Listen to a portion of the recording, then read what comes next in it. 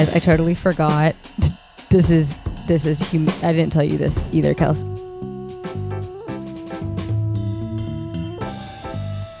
Oh my God, I haven't had a moment like this. You know, when you like wave at somebody and then they don't, or they're waving at somebody else. I don't know what it is about that interaction that's like, you want to die. I haven't had one of those in a while because I don't leave. I don't really socialize outside of when I have to. I took Winston to hydrotherapy. Oh my God, my butt cheeks clenched when I kind of like forgot about it. I don't even want to verbalize it because then I'm bringing it back to reality. It was just really, really fucking embarrassing. I took Winston to hydrotherapy, and everybody knows Winston there because we're there every week and it's always the same people. Well, there was like an older guy, and now of course I see him every single fucking time we go there. So I'm walking into hydrotherapy with Winston. Oh my God. And this older guy is who works there is walking down the hallway, and he goes, "Good morning, beautiful." And I look at him and I say, "Good morning." And then there's a dog that walks in behind me, like his regular girl dog. And then he like greets that dog and he's like, "It's beautiful." He was talking to the girl dog. And I probably made him feel so creepy because he was like, "Good morning, beautiful." I was like, "Good morning." And he was talking to a fucking dog. I'm not even kidding you. I don't get embarrassed. Like usually I can just be like, "Oh, that's ridiculous." I wanted to crawl into my skin and fucking die. It was like 7 a.m. and I didn't look good. That's the funniest part of it about it. It's like early morning. I'm taking Winston to hydrotherapy. I'm like, oh my God. Anyway, I had to start that over. Also, I went to Hawaii, but I just told Kelsey. She walked in. I cleaned the fuck out of this room. This room that we filmed this podcast is everything. It's like storage. It's my beauty room. It's my content room. It's where we store all my PR boxes. It's also a podcast studio. So it gets congested so quickly. And I noticed that it causes me a lot of anxiety because it's always just this thing in the back of my mind. And I don't ever want to be in this room when I don't have to, like when I'm not doing this podcast. And I'm like, oh, that sucks because this is like my creative room and I want to feel creative. And I picked this room too because it faces our backyard. We get natural light. I want to feel creatively inspired. I ended up really cleaning this. Like Kelsey walked in and she was like, "Oh, I'm really proud." There's like a chair over there. You wouldn't even know there was a chair over there because it's usually covered in fucking whatever bullshit I got on it. I got nowhere to sit besides here. How it started, I really tried to convince myself I don't have ADD. I'm like, I don't have it. I came downstairs yesterday morning to poop. Okay. I came downstairs to poop in the morning. I had a plan, by the way, yesterday, a very specific plan of what I was going to do. I did none of those things. I came downstairs to poop. After I pooped, I don't know why, I was like, I'm going to peeked in that room, decided there was an envelope I didn't even know fucking existed on the back of that chair. I was like, oh my God, I got this envelope. I went to a Kenzo fashion show at Paris Fashion Week. When the fuck was Paris Fashion Week? 7 months ago? Okay. I went to Paris Fashion Week. I went to a Kenzo show. They gave us like a goodie bag. It was just this like big envelope with a rabbit. I never opened it. I don't know why after taking a shit, I was like, I'm going to go look what's in that envelope. It was a t-shirt, one of their designs, and then it had fabric markers. And I immediately just literally still had my jams on, just took a shit, didn't even wash my hands, haven't brushed my teeth. I just was like balls deep in this arts and craft out of nowhere. I started coloring this goddamn shirt. And then that prompted me to be like, well, I might as well clean the whole fucking room. And my issue is I don't just clean one area. I will like start with one drawer and then I get confused and then I go over to another drawer. And then what happens is I'm in way too deep. I got like 15 drawers open, clothes everywhere. I start sweating. I'm stressed. And then I have to now do the entire room. Like there's no such thing as cleaning one drawer. It's like, no, and I just like woke up and was like, no, I need to throw out everything I own. And I feel like I'm pretty good. I'm always like donating and cleansing out my closet and my beauty stuff. And I do giveaways all the time. If you follow me on social, you know, we try to do them like monthly. One, that's also just to keep me accountable to get shit out of my house. And also I love, you know, giving everything back to people that need the stuff and want the stuff. And obviously I can only have so much, but I don't know. I chose violence yesterday, but I cleaned this room. Anyway, I went to Hawaii. I finally went to Hawaii. But the funniest thing about the venture to Hawaii, if you guys are caught up with my life. I was supposed to go to Hawaii around July 4th. And if you remember, it was a big deal. Okay. I haven't booked a vacation. I have not gone on a vacation in 5 years. A, because I don't know how. B, I've never really been able to afford to go on vacation, at least in the way that I've wanted to go on vacation. I haven't had the time. I don't like leaving the dogs. I don't like not working, really. So it took a lot to book this first trip in July. My management team actually gave me an ultimatum. They were like, they made me send them proof of my flights. Like, that's how bad it got. I just was in a creative rut. They could tell I was struggling. Everybody in my life is like, just fucking go on vacation, please. I finally booked this trip. I spend a good deal of money on this trip. It's a big deal for me. I'm having anxiety about how much money I spent. I'm having anxiety about leaving the dogs, but I'm like, okay, I booked it. I'm going. Winston starts having issues with his back. If you guys remember when I was fucking sobbing on this episode, I canceled the trip immediately. Also kind of fucking whack. I booked it at the one hotel, which is beautiful. I've never been in a position where I could even afford to stay at that hotel, let alone for a week. I booked that hotel, and then Winston starts having issues, and I'm like, hey, I got to cancel this. They're like, well, we need to charge you for the first 2 nights. I go, that seems not right. Can't you? Here's a compromise. I'm going to rebook the trip in a month. Just give me the credit. They were like, no, we have to charge you. They were like, you need to send a doctor's note. I'm like, what are we, 5? I had to have my vet write a letter to the fucking one hotel on Hanalei Bay that Winston was having back issues. I'm like, this just seems so juvenile. Anyway, we ended up rebooking it. And for whatever reason, it was more expensive the second time around. Anyway, so that was the first time I book it, right? And then we don't go. And I'm like, all right, you know what? I tried. Everybody, I tried to go on vacation. The universe just doesn't want me to vacate. Finally, we rebook it because I get to a point where I'm like, fall is really busy. Christmas time, Q4, real busy. I gotta go.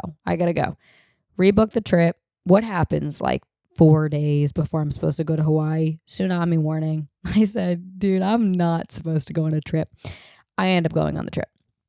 I fucking loved Hawaii. Oh my God. What a dream. It was truly everything I would want from a vacation. You don't realize how much good it does in your life after you travel, but I did my skincare last night. I enjoyed my skincare. Granted, I smoked. I had a full-on sesh before I did my skincare routine, so it was like really enjoyable, which is also a hack. If you smoke before you do skincare, it's like, wow, look how good this cleanser feels.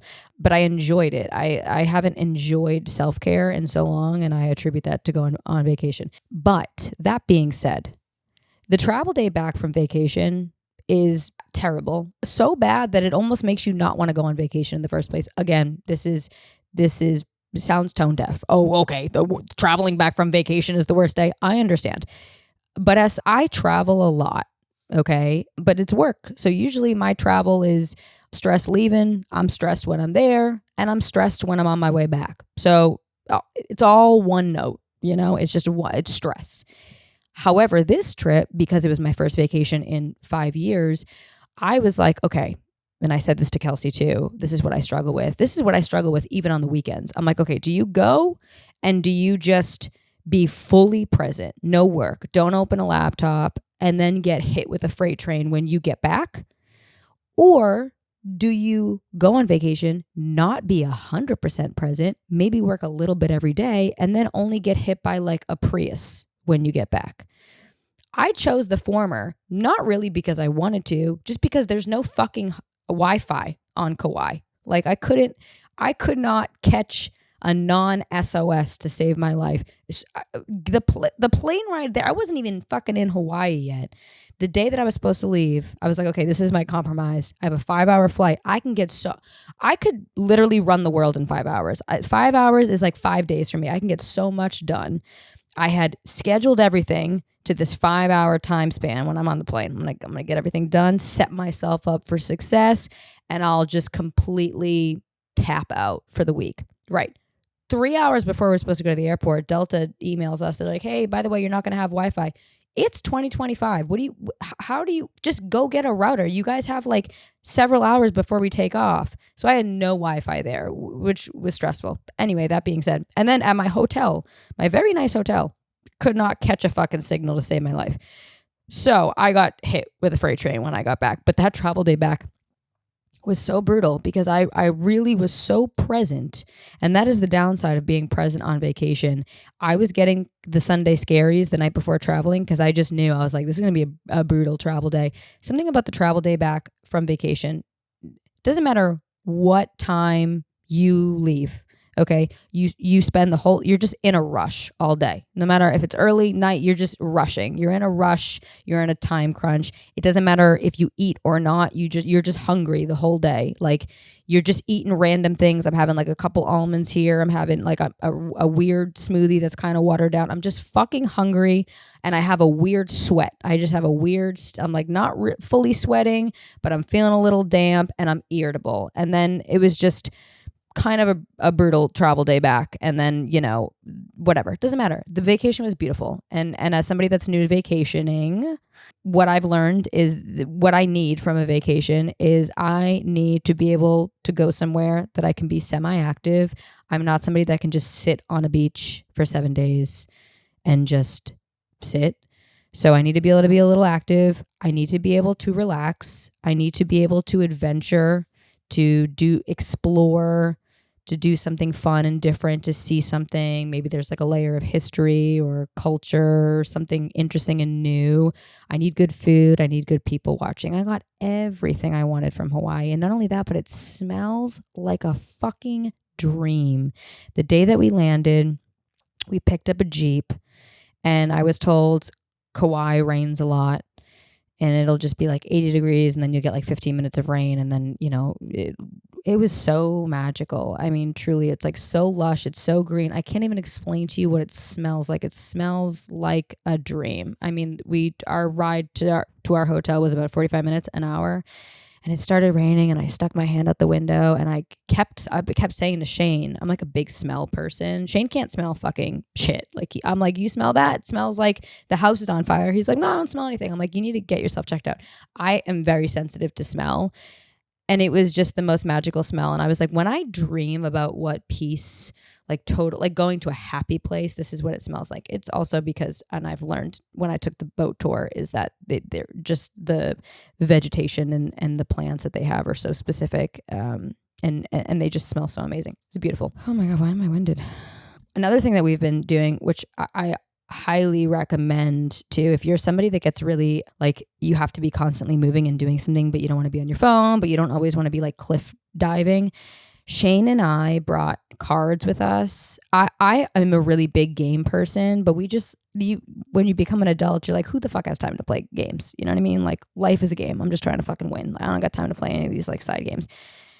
What I love and have always loved about Shane's family is how they always play games. Every time I travel with them, like we'll be up till 1 a.m. playing cards, playing board games. Like I love that. I didn't really do much of that growing up. Like we did other stuff, but it was just me and my parents. It's kind of hard to play certain games when it's just like, 3 of you, and Shane has a little bit of a bigger family. So that's my favorite thing, is that like after a day of going out, I want to stay up, but I don't want to just like watch TV.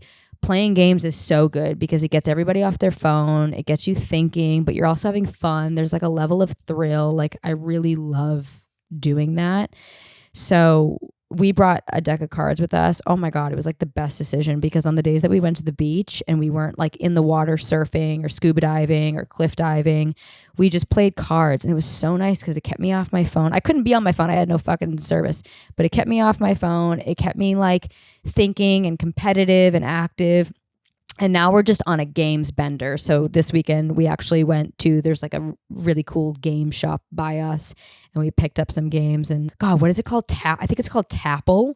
You've seen it on like TikTok or social media, where it's like that circle of letters and you pick a category and then you have to like tap it and before the time runs out. Oh my God, what a fun fucking game. And the prompts are funny. It'll be like different words for breast. And you got to it's a blast. So anyway, we've been doing that and rewatching all the Pirates of the Caribbean, which was inspired by going to Hawaii. But anyway, what I've learned about Hawaii, nerdy white people love Hawaii. Oh my, a specific, and listen, I love Hawaii. So if the lay fits, perfect. Like I love Hawaii. I fucking love it so much. But nerdy white people go feral in Hawaii, especially nerdy white dads. Oh my God, you give a Jim a Mai Tai on the beach in Hawaii, dude goes like ballistic. Like he's just, and they're so easy to spot. And there's something so wholesome about them, you know? It's like a child that's just experiencing something for the first time. It's so fun to watch. And that became one of my favorite things when I was on Kauai, is I would just spot these dads and be like, look at this dad just experiencing this for the first time in maybe 20, 30 years because he's got kids and he's on vacation. He's just Jim with a Mai Tai is just, I want to make an Instagram account called White Dudes on Vacation or White Dads on Vacation. It doesn't matter, just white men on vacation, because they're so goofy and funny. You can spot them a mile away. They all have some sort of linen floral patterned shirt that probably really needs to be ironed. And then they always have some really awkward sunburn, usually right across the forehead, but also sometimes on the shoulders, the back. And they're usually wearing flip-flops, and sometimes they have like a straw fedora, and they have like a little Mai Tai in their hand, and they always look a little confused, or like they're looking for something, probably because they're a little intoxicated, and they're always like aloha, you know, like they're just like really just getting immersed in Hawaiian culture. They're goofy, they're really funny. I and especially staying at a hotel, it's, you know, they were everywhere. It was so funny. Shane and I were just really having a great time talking about that. Actually, on my way to Hawaii, I was sitting next to one of them, and he was just this cute, nerdy white old dad. He had a little Hawaiian shirt on, and he goes, we're sitting next to each other, and he goes, "You own a jewelry business?" I said, "It's an oddly specific question. I know." "Why?" He's like, "Oh, you got a lot of rings on." I'm like, yeah. I didn't know that was the prerequisite for owning an entire jewelry company, but no, I don't. He's like, "Oh, well, my daughter does." I'm like, "Oh, okay." So we start playing that game of like, "Oh, let's go to your Instagram. What do you do? Who does she follow?" And I'm like, I just hate getting into that conversation with dads because it's just so foreign to them. And there's no way out of it. Once they pull up the Instagram, it's like, how do I explain what I do now, you know? So he's a little hard at hearing, which makes me sweat because I had to repeat every answer like 10 times, and I'm like yelling into his ear, and I'm like, oh my God, people on the plane can hear me. This is like not the kind of conversation I want to have. Anyway, he pulls out his phone, right? Plane's quiet. We're about to take off. He has a group text with his family. His wife sends, bold move of the wife to send in the family group chat with the children. Love this for her. She sends a little video. He opens it up, obviously, doesn't turn down the volume because he doesn't know what this video is. And it's a video, and it's a woman saying, "My husband has a Viagra addiction.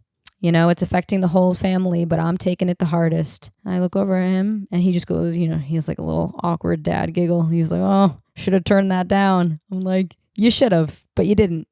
Anyway, on the note of listen, this isn't even specific to Hawaii. I understand why people sometimes can't fucking stand specifically American tourists. I get it. Now, mind you, I had not one singular bad experience with local. Everybody was so nice, so warm, so welcoming, incredible. However, some people don't have a fucking clue who go on vacation, and it drives me fucking nuts. Like, yes, go on vacation, relax, take it slow, but don't let your fucking taking it slow affect people around you. I cannot stand people that have no awareness of anything. Like, for an example, many a times I don't have patience, or like I will have patience. I'll have patience, and then something happens and I got no fucking patience. And once I got no fucking patience, tunnel visioned. And Shane knows because he knows when I'm about to just pop the fuck off. For an example, to get to nature, you got to like climb through things. So we would go to this place to go cliff jumping a couple of times. You know, you're walking through like muddy rocks. You're wearing flip-flops because you're on the other side of that is a water place to swim. So you're not wearing like fucking sneakers. You're wearing flip flops. You're wearing shorts. You're trying to like scale rocks. Okay. And there's like a line of people and we're all just like going single file trying to get to where we need to go. This fucking bitch in front of me, okay, with her 2 kids, who, by the way, they're like 16, 18 years old. They're in front of her. She's in front of me. Shane's behind me. I'm literally scaling rocks with Old Navy flip-flops, okay? And she's like, "Oh, honey, turn around. Let me take a picture." She's every 10 feet that we would walk, she would make her kids stop on the rocks, turn around and take photos while people are behind her in line. And I don't understand why you can't just be like, A, don't fucking do that. This isn't the fucking place. B, pull over, pull out of your lane and do it somewhere else. Or have the common decency to be like, hey, you know what? You guys go ahead. You guys go in front of us. This woman took 55 fucking photos of her kids walking. You couldn't even see anything. It was like dark. We're in like a rainforest, essentially. I'm like, I keep looking at Shane like this. And he keeps, if you're listening, which most of you are, he keeps lowering his hand, like looking at me like, relax, don't pop off. I end up just fucking bulldozing. I fly by Shane. I leave Shane in the dusk. I'm like, I'm done. I'm not doing this. Fly by him. Go to the other side. This happened many a times. That's when I understand why people get annoyed with fucking tourists. The shit that really fucking pissed me off. The last day, we take a boat tour. My favorite thing that we did, okay? We go at like 7 a.m. Now, let me preface this. I don't do tours. I don't fuck with tours. Not because I don't want to know things. I don't get down with people that go on tours, if I'm being honest with you. Like, I don't know what it is about when grown-ass adults go on tours that they slip back into their school mentality where they're like, they think they're being graded or judged. Well, they are being judged. I'm judging them, but they have to like prove to the. Do you have to blow your nose? Do you have to blow it? Can you blow it? Oh, okay. Sorry, Kelsey. Kelsey had a nose job, so she's got a lot of ailments going on. I didn't want you to think that you couldn't blow your nose.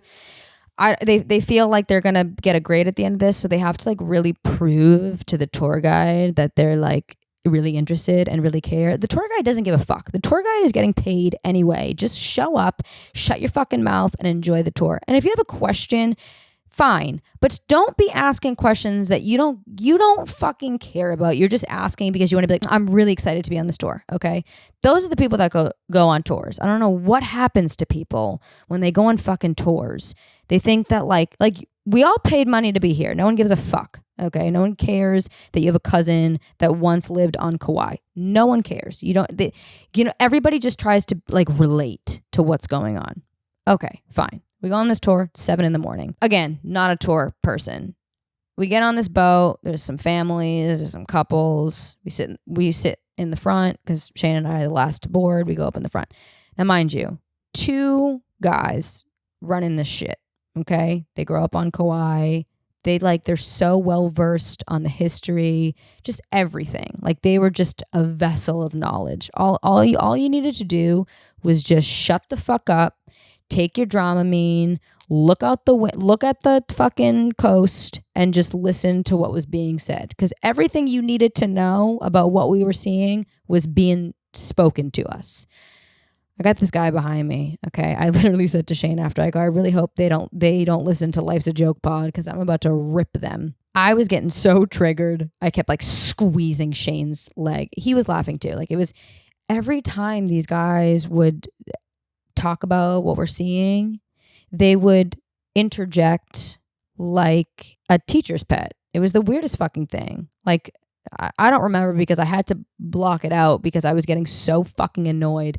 Every video I have of this tour is just like this beautiful coast and then this fucking dude behind me being like, so would you say that these plants are like specific to this one little area? It's like, dude, it's 7. Shut the fuck up, man. Literally at one point, the tour guide is like, yeah, mind you, these guys aren't hiking. This crew is not hiking. He's like, if you guys are like avid hikers, this is like a bucket list hike. People come here from all over the world to hike. And he'd be like, so what do you say? This is about like a 9-mile hike? And the guy's like, yeah, 8 miles. Dude, like, shut the fuck up, please. Like, It was driving me bananas. The guy was talking about like, there's one spot of this area where you can go and hunt. He's like, oh yeah, I have a buddy that lives on Kauai, and he said that sometimes him and his buddies get on the back of bikes and they stab pigs. Shut up, dude. Literally shut up. Give Jim a Mai Tai back there and tell him to shut up. Okay? And like I took Dramamine, so I was like kind of just really fucking chill, and he was pissing me the fuck off. And then the best part of it was they were just so pick me. And I'm like, this is why people hate tourists. Like, let these guys just do their job. At the end, they're like, so it's our first day here. No shit. And do you have any recommendations for what we can do or like places we can go eat? We really want to support local business. You are supporting local. You are supporting local business right now. Kauai is all local businesses.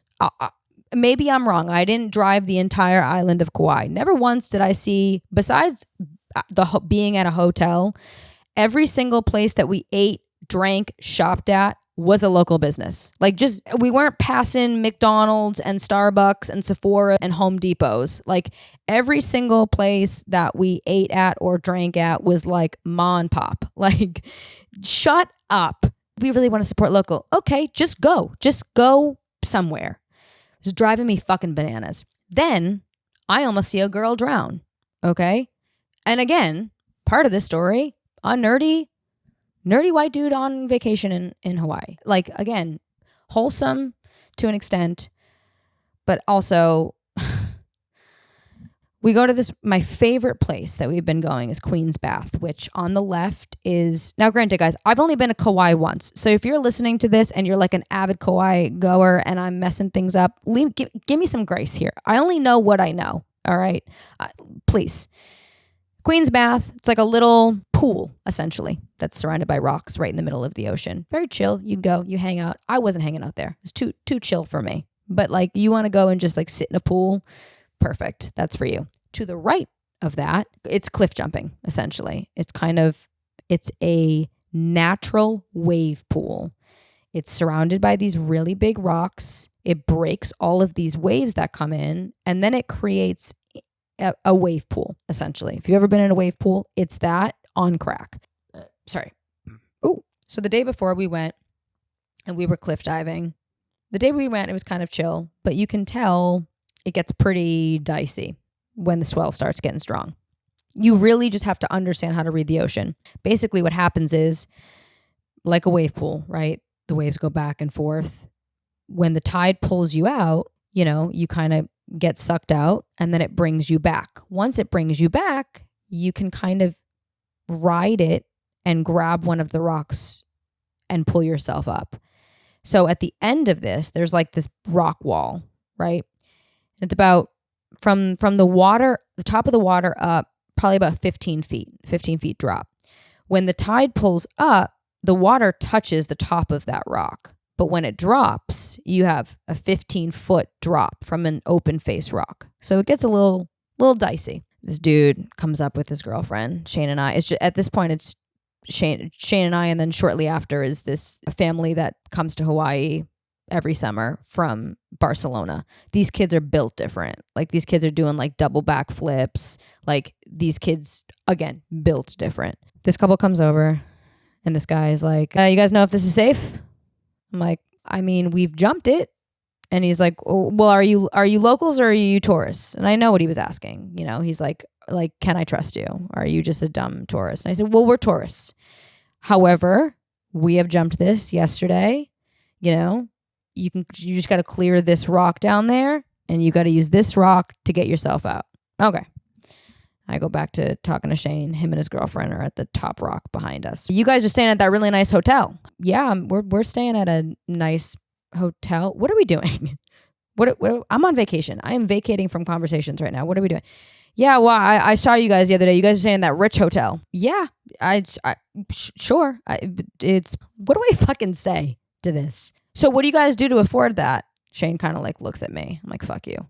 I go, work hard, just work really hard, thinking that he would be like, okay, I'm going to shut the fuck up. He goes, yeah, but what do you do to work hard? I go, I'm about to throw you off this cliff. That's what I'm about to do. I said, I'm an actress and content creator. He's like, oh, that's cool. My mom makes art. So that's great. Again, what are we doing here? Are you jumping off the cliff or are you having a conversation with me? Then I do this thing where like when people start kind of just, okay, I kind of just turn around. I turn away and I'm just like, I disassociate. And Shane's got it. My man Shane, he's got it.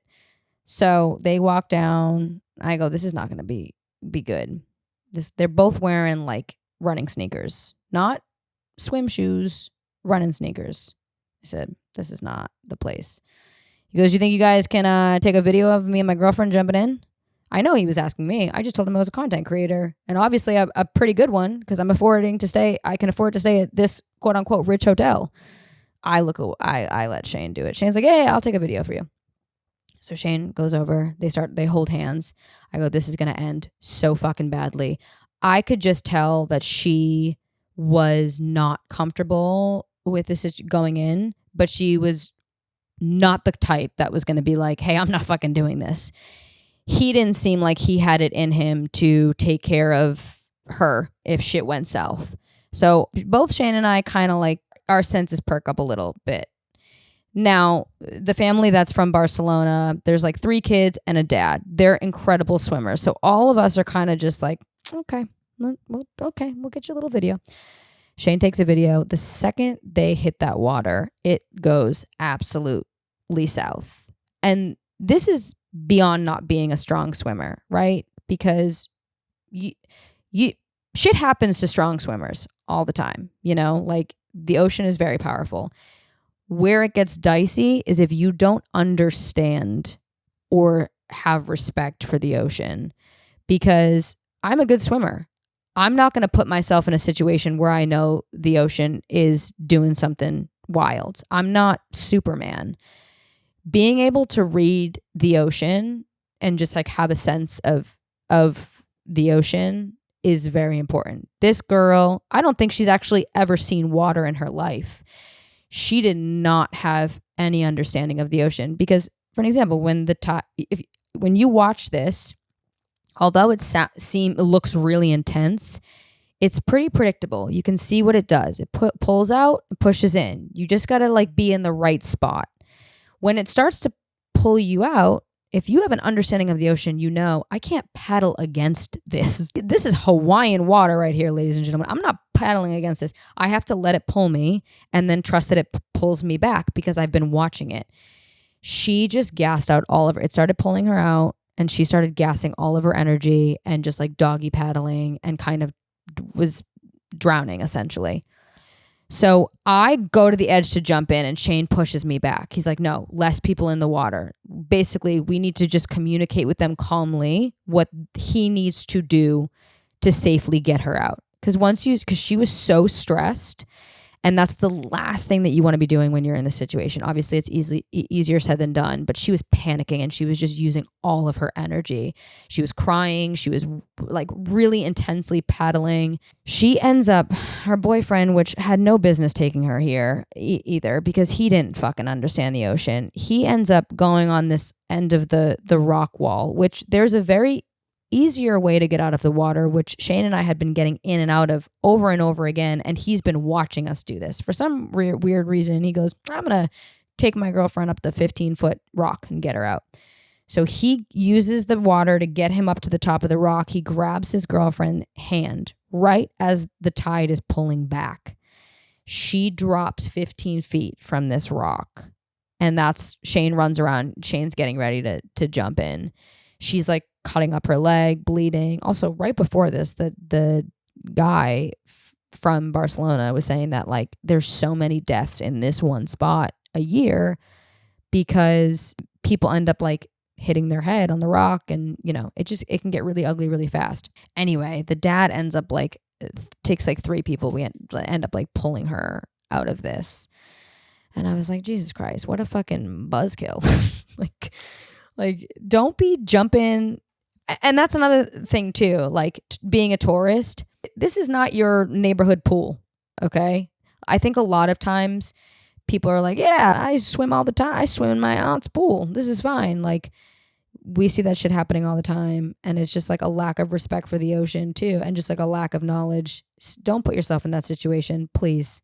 and don't put the people around you in that situation, especially if you are not strong enough to get that person out. It was crazy. It was fucking nuts. Anyway, she didn't drown. But she was very. I always carry Band-Aids because I'm always bleeding. Like, something about me, I'm always bleeding. I had my period on this trip, so I was bleeding out of like 4 orifices at all times on this trip. There's also reef it's a lot trickier.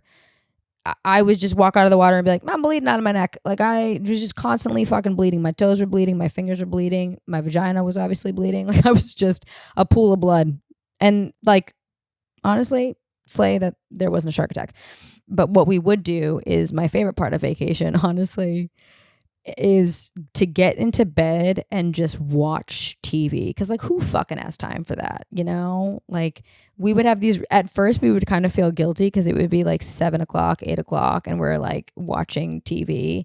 And I'd be like, Shane, we literally paddled for 9 hours today. Like, when do we ever get to do this? Like, to just enjoy watching shit TV without the dogs barking, without Willa fucking ripping Winston's head off. Like, it was just really nice. So my favorite guilty pleasure of all time is 90 Day Fiance. If 90 Day Fiance could do a brand deal, I would love to spearhead that campaign. I am the biggest fan of that franchise. Why? Because there is always content to be watching. The amount of spin-offs you could, at any given point, you can count on watching 90 Day Fiance. So 90 Day Fiance, the original, is essentially about a couple. One is usually abroad, one is in the United States.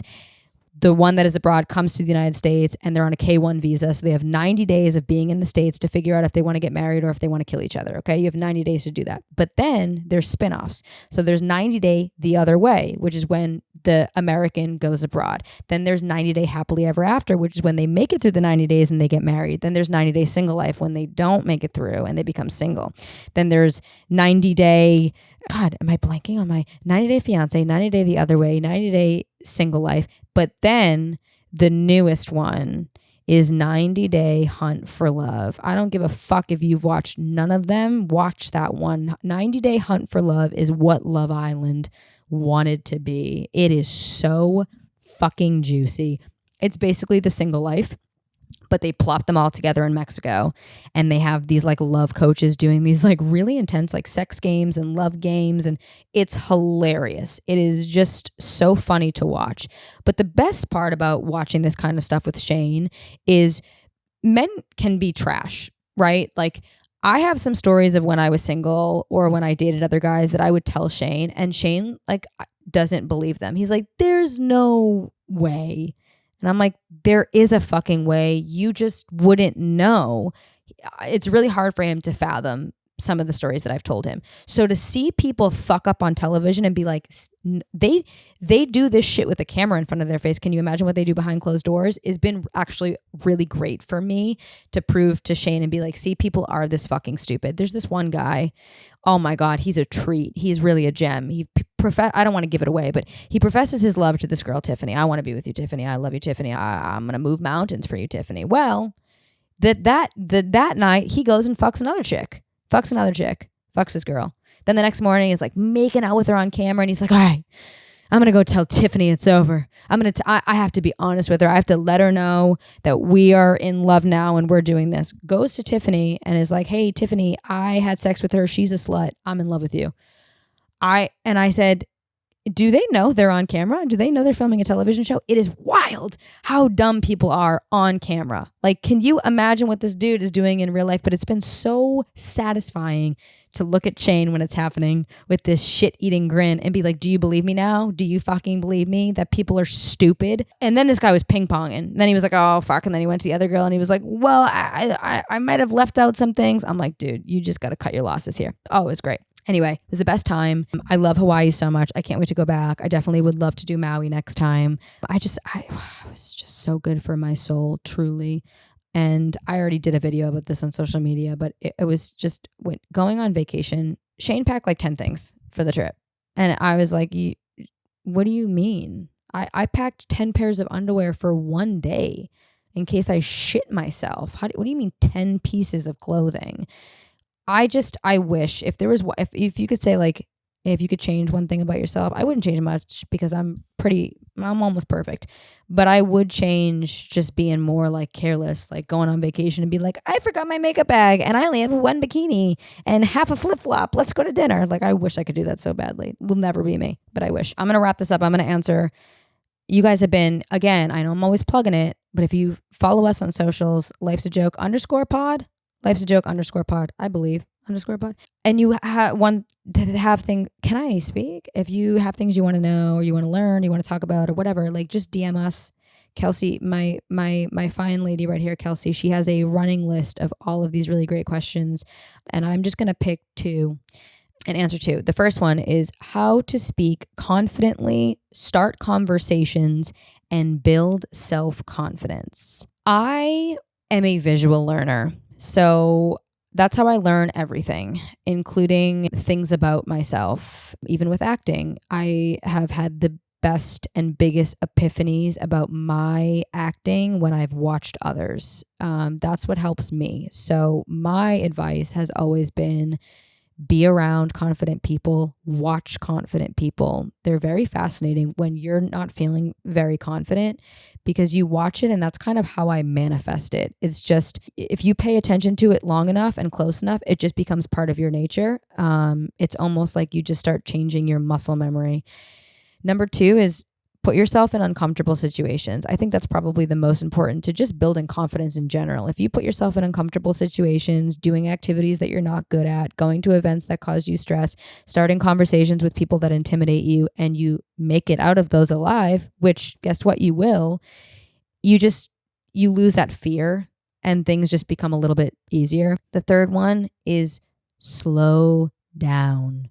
That's like advice I would give for public speaking. I went to school for journalism. A lot of people don't realize that they're afraid of public speaking until they get up and they start public speaking. What happens is when you get nervous, you start speaking fast. When you start speaking fast, it makes you more nervous. You start stumbling over your words. You start questioning what you're saying. And naturally, people that speak really fast don't come off confident. They come off like they're hiding something. Maybe they're lying. So when in doubt, if you're trying to present yourself confidently or make a good impression or have a conversation or start a conversation, slow the fuck down. If you think you're speaking slower, speak even slower. You're probably speaking faster than you think. Check in on your pacing. Also, your body language. If your shoulders are hunched over and you're not making eye contact and you're looking around and you're fidgeting, you don't look confident.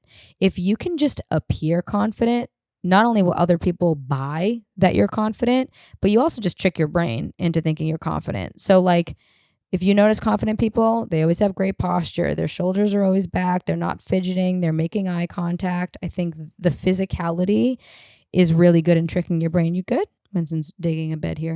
Yeah, go ahead. No, make your bed. Yeah, make your bed. Don't let anybody stop you. Gang, make your bed. And lastly, probably the most difficult for some people, including myself, is listen. We spend so much time thinking about what we're going to say when we're having a conversation and what we should be asking or should be saying that we're not actually listening. If you just genuinely listen, you'll come up with, the conversation will be more organic. It'll flow easier. You won't have those awkward silences. So it'll be easier to feel confident because there's less awkwardness, and you can come up with more intentional questions when you're genuinely listening to what somebody has to say. And you want to ask questions that are easy for people to respond to so that you're having a nice flow of conversation. Number 2 is what defines maturity. Probably not smoking weed and watching SpongeBob at 32. I don't think that there's like one thing that defines maturity. I think it's very much like confidence in the sense that you're just constantly working at it, right? Like, I don't know. Like, I don't think there's one thing. The first thing for maturity, at least things that I work on in my maturity journey, because there are parts about myself that are super immature. Obviously, you guys listen to this podcast. I think for me, being able to feel something big without responding in a big way being able to feel intense sadness, intense jealousy, and intense anger and not acting big is a huge sign of maturity. And I think part of that is being able to be okay with not having the last word, be okay with being misunderstood and not feeling like you need to make people understand you. And most importantly, being okay with letting people have whatever opinions they have of you. That's the one that's really hard for me. I had dinner with Amanda from Love AJ, which you guys heard from. And she said something really interesting because I said, I wish I could just be one of those people that really doesn't care. And she said, I don't think that there are people that really don't care. I think as humans, we all care to some degree. Some people are just better at not letting other people's opinions impact who they are or what they think of themselves. And I would agree with that. I think obviously it doesn't feel nice when somebody thinks badly of you or thinks things about you that are not true. And you can acknowledge that, but not letting that impact your confidence or who you are or the things that you like. I think some people have a hard time when other people are really confident in things that they love. And you shouldn't let that insecurity impact your confidence in the things that you love. Yeah, I think being able to regulate your emotions in that. And if you do feel angry, being able to regulate it and know what you need to do to not explode or say things you don't mean, swallow your pride. Also, I think probably one of the biggest signs of maturity is being able to take accountability for your actions. We don't like to do it. It's not fun. I don't want to be like, hey, I fucked up, but it feels really good to do. And I think once you start acknowledging when you're wrong, it becomes easier to do. It used to be really hard for me. Granted, I'm not wrong often, but it used to be really hard for me to acknowledge when I was wrong. But once I started doing it, I'm like, oh, it's actually kind of easy to do because I would see how people would respond to it and how it would go such a long way that I'm like, oh, you know what? That actually really meant a lot to that person to admit that I was wrong. I can do that. I can admit that I was wrong. I think that would probably be the biggest sign of maturity is taking accountability and swallowing your pride. Well, that's all I have for you here, folks. I keep seeing questions about how Shane and I met, talk about relationships. I feel like that's something I never talk about. I've always liked to keep a little private, but maybe I'll give you guys a little treat next time and I'll give you guys some tea about that. But I genuinely want to say thank you to you guys for listening and supporting and following. I think that was something that I really was able to sit with when I was on vacation, is that I would have never been able to take that vacation, to pay for a vacation myself if it wasn't for the constant love and support from you guys. And it really does mean a lot to have you guys here. I love meeting you guys when you guys follow me on socials, but it's been an extra special treat when I meet you guys and you're like, oh, I just listened to your podcast episode, because it just tells me that you know just a little bit more about me than somebody that's just following me on socials, but also follow me on socials. But I love you guys. Thank you guys so much for all your support. It never goes unnoticed. And I'm just really grateful to have you guys here. And life's a fucking joke, man. I'll see you next week. Have a good weekend. Bye. Say bye, Win. He's gone. Bye, guys. Love you.